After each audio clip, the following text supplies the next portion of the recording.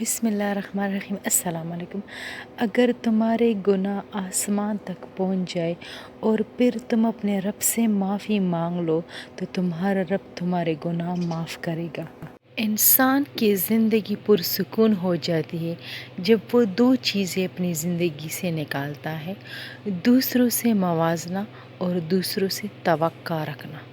خوش قسمتی یہ ہے کہ اللہ نے جو ہمارے لیے لکھا ہے اس پر راضی ہو اور اللہ کا شکر ادا کیا جائے۔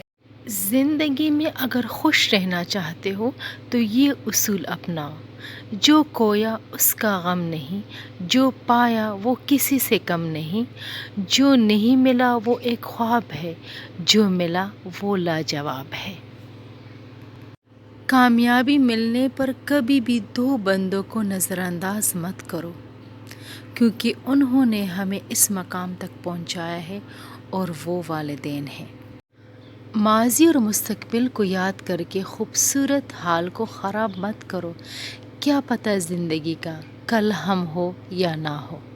جب کبھی کسی سے خوف محسوس کرو تو یہ یاد رکھو، زندگی، موت اور رزق تو اللہ کے ہاتھ میں ہے۔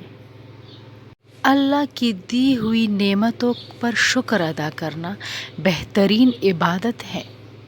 سنہری باتوں کے لیے میرے چینل کو سبسکرائب کیجیے۔ اللہ حافظ۔